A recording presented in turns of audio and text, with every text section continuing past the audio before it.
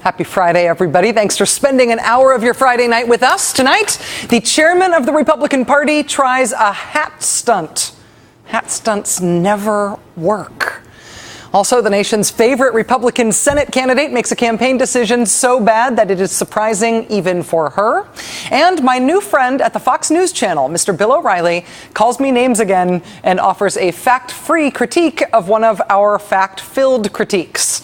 So, you know, there is a record to set straight. All that and lots of real news ahead. But we begin tonight with great economic news out today. Another month, another reason for optimism when it comes to the U.S. economy. The new jobs numbers came out today, and they revealed that last month, the month of July, businesses across the country added 71,000 jobs. That is the seventh straight month that has happened. It was the third best month for private sector jobs all year. On top of that, manufacturing jobs are beginning to come back. 36,000 manufacturing jobs added last month alone, which makes more than 180,000 manufacturing jobs added since the beginning of the year. Good times, right? Wasn't it great? Wasn't it great? In the midst of all the other bad things going on in the world, wasn't it great to have a whole day of just hearing about how excited and happy everybody was about the good economic news? Jobs wanted. New unemployment numbers show many Americans still struggling in the job search. The new unemployment report came out today. 131,000 jobs lost last month. After 5 months of net job growth, the economy has now lost jobs for 2 straight months. Oh, yeah. The bits of good news that there were today, all that private sector good news, the manufacturing jobs and all that, those were completely swamped by the fact that public sector jobs fell off a cliff. We lost more than 200,000 public sector jobs last month alone. The public sector is the government sector. These are government jobs. As we try to pull out of the worst recession since the Great Depression, everybody's been fighting about what is within the government's power to do. What's the best use of government power to tackle the unemployment rate, to create jobs? Well, one easy way, which isn't really up for a debate about whether or not it works, is the government directly hiring somebody. That's a job. There are jobs that need to be done by the government, right? And so the single least economically controversial thing government can do to keep people employed is literally to keep its own employees employed. But right now that is not happening. As of last month, local governments had laid off 234,000 workers. Another 247,000 are expected to be laid off over the next few months. That is 250,000 already and 250,000 on the way. Now, this happens in recessions. People go broke. And because we're broke, we pay less taxes, and that means that governments of all sizes get less money, which means they have to lay people off and cut services. This happens in recessions. In the early 1980s, during the horrible Reagan recession, the number of people working for local governments dropped by almost 4%. It was really, really bad. Now, it hasn't been that bad yet this time, even though this recession is actually worse.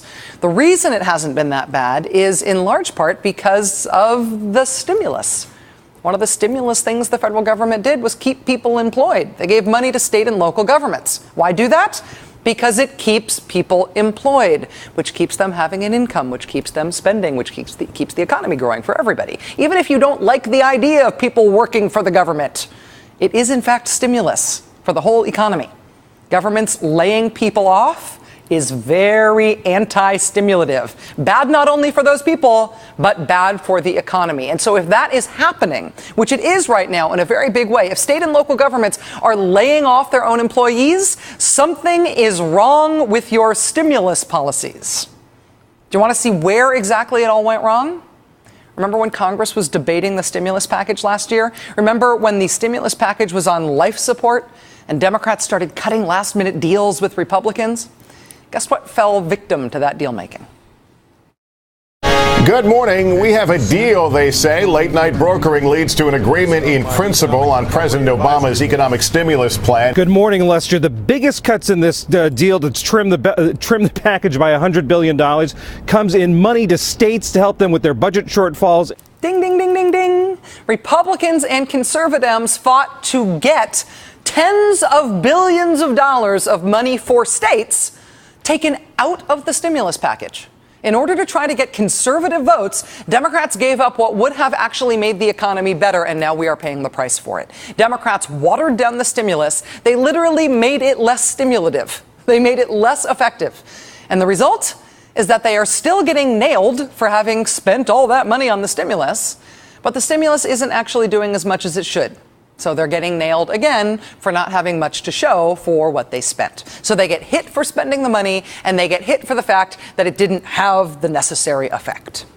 Since then, Democrats have tried to make up for it with a standalone state aid bill that Republicans decided to delay for weeks. That bill has now passed the Senate, but with 250,000 state and local jobs already gone and 250,000 more on the way to being gone, frankly, the damage is already done. And of course, the worse off Americans are, the better for Republicans politically. Here's how Matt Iglesias at Think Progress put it today. Quote, the losses came from the public sector, and they were foreseeable. And they were foreseen by the President of the United States and the Speaker of the House of Representatives and the Majority Leader of the United States Senate and the majority of House members and a majority of senators. But because in the Senate a minority of members can get their way, action wasn't taken. Consequently, we have a horrible jobs number, which would be bad enough. But the way the American political system works, the minority party that prevented the majority from addressing the crisis will accrue massive political benefits as a result of the collapse. Memo to Democrats. Republicans are going to attack you no matter what you do. If you accept that truth, just get zen about it. You're a duck. Beat up, roll off. Beat up, roll off. If you just accept that and you do not try to pointlessly shield yourself from criticism that's going to come anyway. You don't try to pointlessly shield yourself from the criticism by making your actions less effective, but instead you actually take great care to make sure that your actions are effective. Then you not only stand a better chance at winning the political argument, you also stand a better chance of helping the country out of what really are quite dire straits. Joining us now is Ezra Klein, staff writer for The Washington Post and MSNBC contributor. Ezra, thank you for letting me ruin part of your Friday night. Nice to see you. Happy to do it, Rachel. What do you think this latest jobs report would have looked like had the stimulus been more focused on aid to local and state governments? It probably would have looked a bit better. I mean, one thing we should say, the big hit in the jobs report wasn't just state and local jobs. I think we lost some 40,000 normal government jobs. It was census jobs, right? 140,000 of those expired. So, and this I think is a very important point because a job is a job is a job is a job. If you ask a firefighter or even a temporary census worker, are you employed? They don't say, well, I'm employed by the government. They say, I am employed. And so what we need right now is continuing money. It isn't even just the stimulus money we had at the beginning. It's fine if you can't get everything you need to get then, but you say, listen, we're all in this together. The Republicans will surely help us out if it turns out that, this isn't enough and we need to keep helping people past 2010. Fine, you could do more extensions now, but they're not really being able to do that. They got a little bit of money and they had to cut food stamps for it last week. So now we're in this position where we could stop these job losses. In the private sector, the stuff we can't control that well, we're gaining jobs. The public sector, which we can control, we're losing them. We could stop that, and by we I mean Republicans in the United States Senate and Ben Nelson, are choosing not to. Is there anything that would make a real impact on job numbers that Republicans are willing to support? Obviously, we know they're willing to support tax cuts. We know that tax cuts are remarkably unstimulative when you compare them with different kinds of government spending, different allocations of resources. Is there anything? They keep saying jobs are their priority. Have they shown a willingness to embrace anything that would make a dent on jobs? I would even go further than that. I would say that they're not really willing to support tax cuts, right? They're willing to support the Bush tax cuts. And the Bush tax cuts were not designed to stimulate the economy, but the Republicans have taken sort of an infomercial approach to them. And now they slice and they dice and they juice, and they're great for lowering taxes and stimulating the economy, and they pay for themselves. There are tax cuts that a lot of Democrats would support that would do a lot for the economy. The payroll tax holiday. That would go to the people who need it. It would give them money to spend. A large credit for businesses to hire. That would push their hiring forward and make it cheaper for them to hire each employee. I think a lot of folks would be willing to vote for that, but Republicans aren't there for it. And you can look to a lot of reasons, but I think the central one is that they can't give the Democrats very big accomplishments right before an election.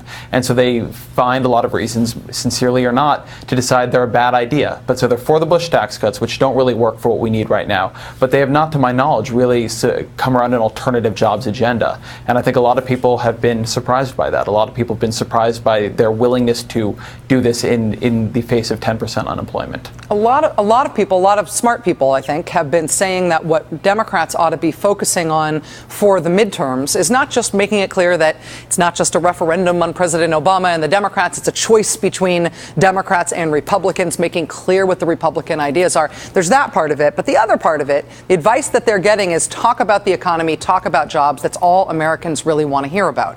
But what can be the Democratic message on jobs heading into November? We tried but couldn't do it because of the Republicans. The Republicans' ideas would make everything that's bad now even worse. What can they conceivably run on? I mean, the difficulty for them is they have to run on, it didn't get even worse, right? We didn't fall into the abyss. We didn't go into a depression. Unemployment is 10% and not 13%. And of course, because America, it's not visceral to people that it could have been so much worse. That doesn't work out so well for them. In the Matt Iglesias post you read, it had a final sentence. It said that what you're seeing here is the political logic of our system breaking down. You are seeing people being blamed for outcomes they did not create. You are seeing the majority get blamed for what it has tried to do and been blocked to do by the minority, which in turn blames them for their failure to do it. It is a remarkable problem because it reduces democratic accountability in the system. If the voters who don't pay attention to the ins and outs of this, don't pay attention to congressional procedure, don't really realize that, in fact, 59 Democrats voted for this, but you needed 60 and they didn't quite have that, they blame the Democrats for not getting those jobs moving. They blame the Democrats for not getting the legislation done because the Democrats are in charge. But functionally, at this point, with 59 senators, or whatever they have, and a unified Republican Party against real significant further stimulus, the Democrats are no longer in charge. They're just the guys you still blame.